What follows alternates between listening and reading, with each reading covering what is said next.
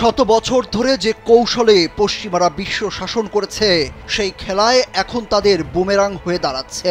এক সময়ের অর্ধ পৃথিবী শাসন করা মুসলিম আবারও বিশ্ব শাসনের প্রস্তুতি নিচ্ছে।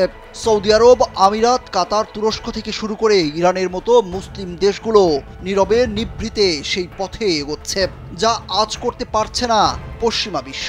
পৃথিবী দেখছে মুসলিমরা সর্বত্র মার খাচ্ছে, কিন্তু পবিত্র কোরআনে আল্লাহ বলেছেন নির্যাতিত ও দুর্বলদের তিনি শক্তি ও নেতৃত্ব দান করবেন। এ যেন সেই অঙ্গীকারেরই সূচনা। চলমান গাজা ইস্যুতে যখন বিশ্বের মুসলমানরা এক কণ্ঠে আওয়াজ তুলছে, প্রশ্ন উঠছে আরব নেতারা কেন নিশ্চুপ? তারাও উল্টো, তাদের সঙ্গে ব্যবসা বাণিজ্যে ব্যস্ত। কেন এত মুসলিমদের রক্ত দেখেও আরব নেতাদের মন কাঁদে না? উত্তর লুকিয়ে আছে ইতিহাসের পাতায়। 1948 সালে ইসরায়েল রাষ্ট্র ঘোষণার পরপরই মিশর, সিরিয়া, জর্ডান, ইরাক, লেবানন সহ একাধিক আরব দেশ আক্রমণ করে। যুদ্ধের ফলাফল দ্বারাই ইসরায়েলের বিজয়, মুসলমানদের লজ্জাজনক হার। মোট 4 বার আরব ইসরায়েল বড় ধরনের যুদ্ধ হয়। পশ্চিমা মিত্রদের সহায়তায় ইসরায়েল গাজা, পশ্চিম তীর, পূর্ব জেরুজালেম ও গোলান মালভূমি দখল করে নেয়। দ্বিতীয় বিশ্বযুদ্ধে ইউরোপ ও এশিয়ার বহু দেশ যখন ধ্বংসস্তূপ, তখন ত্রাণকর্তা হয়ে পাশে দাঁড়ায় আমেরিকা। ইউরোপ সহ বিধ্বস্ত দেশগুলির শিল্প ও অবকাঠামো পুনর্নির্মাণে বিলিয়ন বিলিয়ন ডলার সহায়তা ও ঋণ প্রদান করে। ফলে আমেরিকার অর্থ বলে ইউরোপ দ্রুত ঘুরে দাঁড়ায়। তবে রাজনৈতিক ও অর্থনৈতিকভাবে আমেরিকার ওপর নির্ভরশীল হয়ে পড়ে। বলা হয় যে সে সময় দক্ষ নেতার পরিচয় দিয়েছিলেন মার্কিন প্রেসিডেন্ট রুজভেল্ট, যার কৌশলে বিশ্ব সুপার পাওয়ারের সিংহাসনে আরোহণ করে আমেরিকা। এবার পুঁজিবাদীদের সাথেই পুঁজির খেলা খেলছে মুসলিম বিশ্ব। আরব রাষ্ট্র পরিচালিত ফান্ড ও প্রতিষ্ঠানগুলো কয়েক ট্রিলিয়ন মার্কিন ডলার পশ্চিমে বিনিয়োগ করেছে। পশ্চিমা বাজারে বড় একটি অংশই এখন আরবদের দখলে। যুক্তরাজ্যের বৃহত্তম হিথ্রো বিমানবন্দর থেকে শুরু করে বড় বড় সামরিক প্রযুক্তি কোম্পানির মালিক এখন আরবরা। ম্যানচেস্টার সিটি, পিএসজির মতো বড় বড় ক্লাবও এখন মুসলমানদের দখলে।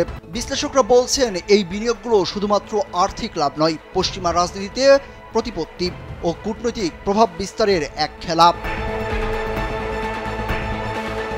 অর্থের মায়াজালে বিশ্বকে বন্দী করা আমেরিকা ও তার মিত্ররা এবার ধীরে ধীরে সেই ফাঁদেই আটকা পড়ছে, যার প্রভাবও দেখছেন পশ্চিমা রাজনীতিবিদরা। সৌদির বিনিয়োগ তুলে নেওয়ার হুমকিতে সিদ্ধান্ত বদল করেছিল প্রেসিডেন্ট ওবামা। 2022 সালেও বাইডেন প্রশাসনকে বড় খেল দেখিয়েছিল সৌদি প্রিন্স।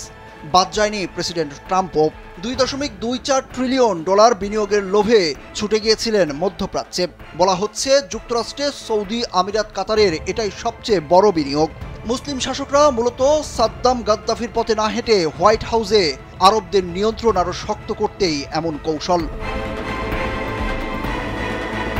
খেলা এখানেই শেষ নয়, বরং শুরু। চলমান ইউক্রেন যুদ্ধের প্রভাবে ইউরোপের বেসামাল অর্থনীতি দখল নিচ্ছে আরব দেশগুলো।